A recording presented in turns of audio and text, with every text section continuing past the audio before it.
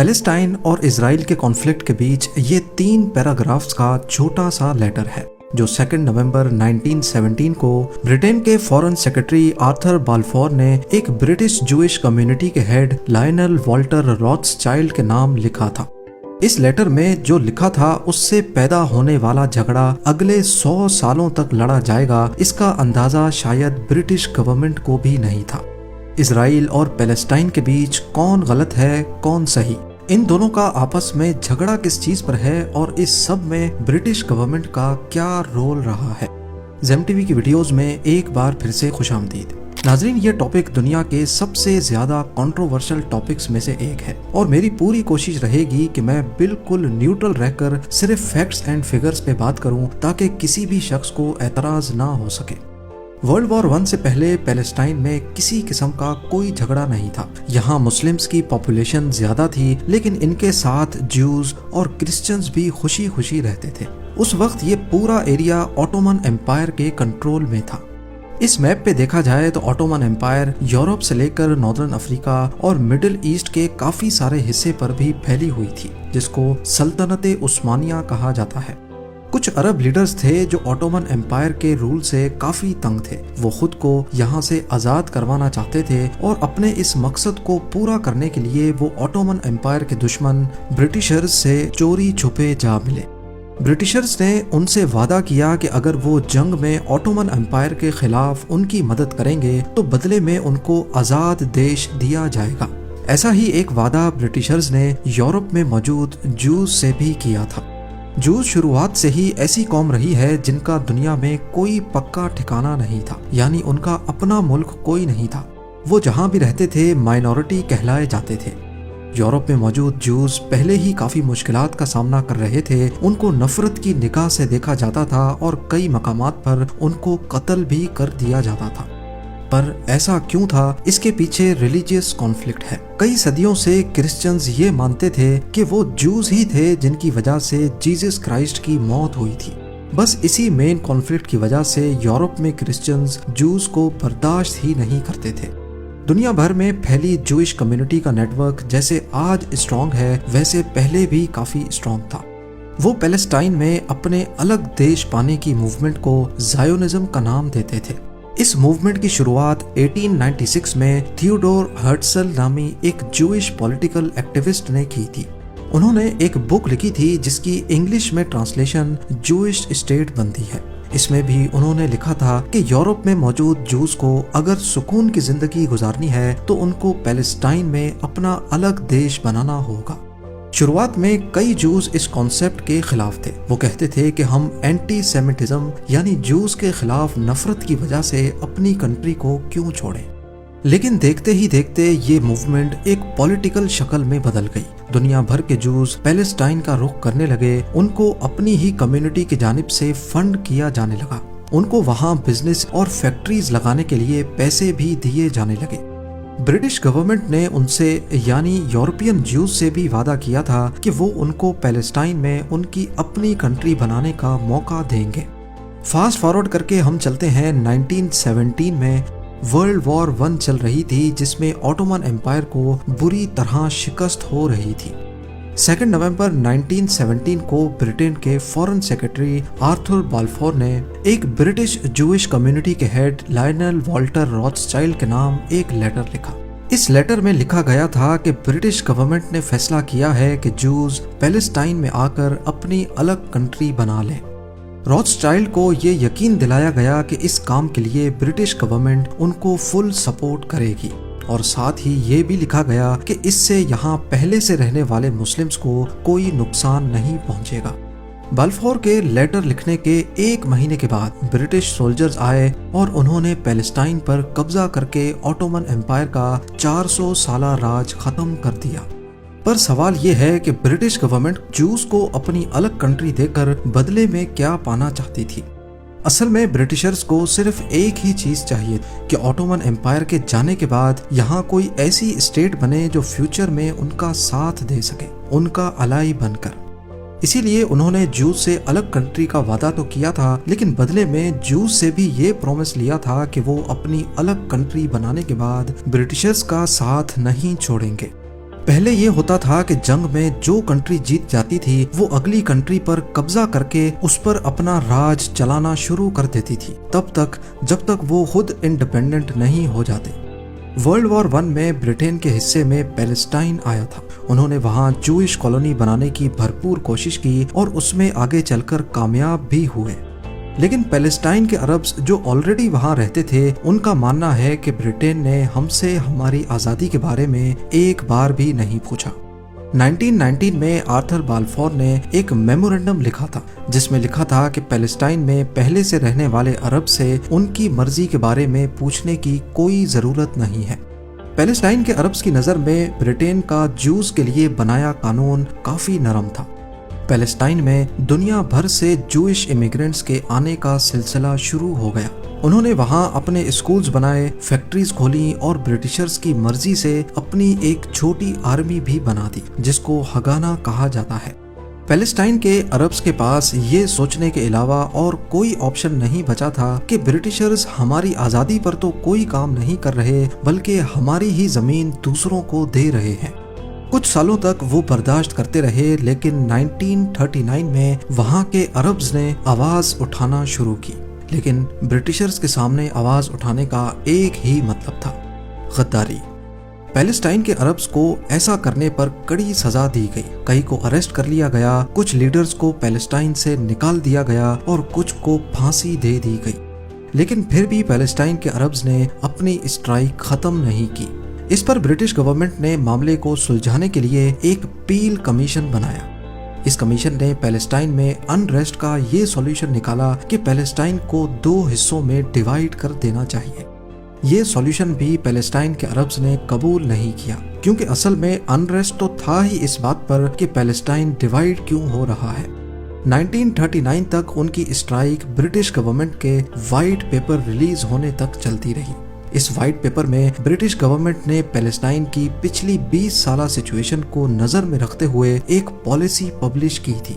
اس policy میں سب سے پہلے تو پیل کمیشن کو ریجیکٹ کیا گیا، جس سے عربز کی اسٹرائک ختم ہو گئی۔ اس کے علاوہ پیلسٹائن میں نئے آنے والے جوئش امیگرنٹس پر پابندی لگا دی گئی، اور جو جوز پہلے سے پیلسٹائن میں موجود تھے ان کو عربز کی زمین خریدنے پر بھی روک دیا گیا۔ ساتھ ہی یہ بھی فیصلہ ہوا کہ اگلے 10 سالوں کے اندر پیلسٹائن کو انڈیپینڈنٹ اسٹیٹ بنایا جائے اور وہی جوئش لوگوں کی بھی ہوم کنٹری ہوگی۔ زائونسٹ کے لیے یہ وائٹ پیپر کسی دھوکے سے کم نہیں تھا۔ یہ وائٹ پیپر پہلی بار جوز اور برٹشرز کے درمیان کانفلکٹ پیدا کر گیا۔ انہوں نے وائٹ پیپر ماننے سے انکار کر دیا اور پورے پیلسٹائن میں برٹش گورنمنٹ پر حملے شروع کر دیے، جس میں کئی لوکل پیلسٹینینز بھی مارے گئے۔ یہ حملے کئی مہینے تک چلتے رہے، لیکن پھر کچھ اس سے بھی بڑا ہوا جس نے سب کی اٹینشن گھیر لی۔ 1939 میں ورلڈ وار 2 اسٹارٹ ہو گئی۔ جہاں یہ جنگ دنیا بھر میں 6 کروڑ لوگوں کی جان لے گئی، وہیں ہٹلر نے اپنے ڈیتھ کیمپس میں 60 لاکھ یورپین جوز کو بے دردی سے قتل کر دیا۔ اس واقعے کو ہولوکاسٹ کہا جاتا ہے۔ 1941 اور 1945 کے درمیان یورپ میں رہنے والے 66% جوز کو ہٹلر نے مار دیا تھا۔ بچنے والے جوز کے پاس پیلسٹائن جانے کے علاوہ اور کوئی آپشن نہیں بچا تھا، کیونکہ ایک تو یہ ان کے لیے بہت ہولی پلیس تھی اور دوسرا وہاں جوئش کمیونٹی پہلے سے آباد تھی۔ انہوں نے وہاں برٹشرز کی طرف سے لگائی گئی امیگریشن کی لمٹ کے باوجود بھی پیلسٹائن مائیگریٹ کرنا شروع کر دیا، پر پیلسٹائن میں بھی حالات کہاں ٹھیک تھے۔ وہاں وائٹ پیپر کے خلاف ابھی تک زائونسٹ برٹشرز کے خلاف لڑ رہے تھے۔ ورلڈ وار 2 کے بعد برٹشرز اب تھک چکے تھے اور ان میں اب ہمت نہیں تھی کہ پیلسٹائن میں زائونسٹ کے خلاف بھی لڑیں، لہٰذا 1947 میں انہوں نے یہاں سے نکلنے کا فیصلہ کیا اور پیلسٹائن میں اپنا پھیلایا ہوا رائتا انہوں نے یونائٹڈ نیشنز کے گلے میں ڈال دیا کہ اب تم اس مسئلے کا کوئی سولوشن نکال لو۔ اس وقت پیلسٹائن میں جوز کی تعداد 6,30,000 تھی، جبکہ 1,43,000 کرسچنز اور 11,81,000 مسلمز تھے۔ یہ فگرز ایک اٹیلین جوئش ڈیموگرافر سرگیو ڈیلا نے ہی دیے تھے۔ دیکھا جائے تو اس وقت یہاں مسلم پاپولیشن کلیئرلی جیوز سے ڈبل تھی، لیکن یونائٹڈ نیشنز نے پیلسٹائن کے پارٹیشن پلان میں 55% زمین جوز کو دینے کا پروپوزل دیا۔ यूनाइटेड नेशन जनरल असेंबली में इस प्रपोजल को 72% वोट्स मिले और ये फाइनल कर दिया गया कि पैलेस्टाइन का 55% लैंड जूस को मिलेगा। जबकि यूनाइटेड नेशंस ने आज तक कभी भी इसकी एक्सप्लेनेशन नहीं दी कि सिर्फ 30% जूस को 55% लैंड कैसे दे दिया गया। उस वक्त यूएन की असेंबली में इंडिया की भी प्रेजेंस थी और इंडिया ने भी इस फैसले के खिलाफ वोट डाला था। उस वक्त के पीएम जवाहरलाल नेहरू ने यूएन के फैसले के खिलाफ काफी आवाज उठाई थी और कहा था कि यूएन के इंडियन एम्बेसडर को ज़ायोनिस्ट की तरफ से रिश्वत ऑफर की गई थी कि वो उनके हक में वोट डालें। खैर, यूएन की इस रेजोल्यूशन को तमाम अरब कंट्रीज ने रिजेक्ट किया और पैलेस्टाइन में अब ज़ायोनिस्ट और पैलेस्टीनियंस आमने सामने आ गए। दोनों तरफ से एक दूसरे पर वार किए जाने लगे, लेकिन ऑब्वियसली जूस की मिलिट्री काफी स्ट्रांग थी तो पैलेस्टीनियंस उनका मुकाबला नहीं कर सके। 14 मई 1948 को डेविड बेन गोरियन ने ऑफिशियली स्टेट ऑफ इजराइल बनाने का ऐलान कर दिया। वो इजराइल के पहले पीएम बन चुके थे। 1948 में तमाम नेबरिंग अरब कंट्रीज ने मिलकर इजराइल पर हमला करने का फैसला किया, क्योंकि एक तो उन्होंने पहले ही यूएन में इसके खिलाफ वोट किया था, दूसरा उनकी नज़र में ये ब्रिटिशर्स का नया तरीका है हमारे मुल्क पर कब्जा जमाए रखने का। ये पहली अरब इजराइल वॉर थी जिसमें 5 अरब कंट्रीज एक छोटे से इजराइल पर हमला करती हैं, जिसको बने अभी चंद महीने ही गुजरे हैं। लेकिन इजराइल को वेस्टर्न कंट्रीज की सपोर्ट हासिल थी और हकीकत में उनके पास काफी स्ट्रॉन्ग मिलिट्री भी थी, लिहाजा अकेले इजराइल ने 5 अरब कंट्रीज को शिकस्त दे दी। जंग खत्म होने के बाद यूएन ने जो पैलेस्टाइन के लिए एरियाज चुने थे, अब इजराइल उन पर भी कब्जा करके बैठ गया। वेस्ट बैंक जॉर्डन के कब्जे में आ जाता है और गाजा स्ट्रिप इजिप्ट के कंट्रोल में। 1967 में एक और अरब इजराइल जंग होती है, जिसमें इजराइल न सिर्फ वेस्ट बैंक बल्कि गाजा स्ट्रिप और इजिप्ट के पूरे साइनाई पेनिनसुला पर भी कब्जा कर लेता है। इस सब के बीच पैलेस्टाइन के लोग अपना खुद का मुल्क बनाना चाहते हैं। इसी मकसद से उन्होंने अपनी एक अलग ऑर्गेनाइजेशन बनाई जिसको PLO यानी पैलेस्टाइन लिबरेशन ऑर्गेनाइजेशन का नाम दिया। शुरू में ये हथियार उठाकर फोर्सफुली अपना अलग मुल्क पाने की कोशिश करते हैं। अपनी आवाज उठाने के लिए PLO ने कई प्लेन्स और शिप्स भी हाईजैक किए। इसीलिए अमेरिका और इजराइल की जानिब से PLO को एक टेररिस्ट ऑर्गेनाइजेशन डिक्लेयर कर दिया गया।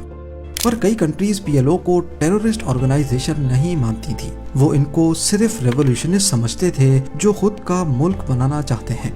1974 में PLO को यूनाइटेड नेशंस में ऑफिशियली रिकॉग्नाइज कर दिया जाता है, इस बिना पर कि ये पैलेस्टीनियन लोगों के रिप्रेजेंटेटिव्स हैं। उसके बाद 1979 में इजिप्ट और इजराइल के बीच पीस टॉक्स कामयाबी से हो जाते हैं और इजिप्ट पहली अरब कंट्री बन जाती है जो इजराइल को ऑफिशियली रिकॉग्नाइज करती है। इस पर इजराइल इजिप्ट को उनका साइनाई पेनिनसुला वापस कर देता है, लेकिन 2 सालों के बाद इजिप्ट के प्राइम मिनिस्टर को एक्सट्रीमिस्ट ग्रुप्स की तरफ से मार दिया जाता है, इस बिना पर कि कैसे उन्होंने इजराइल के साथ समझौता कर दिया।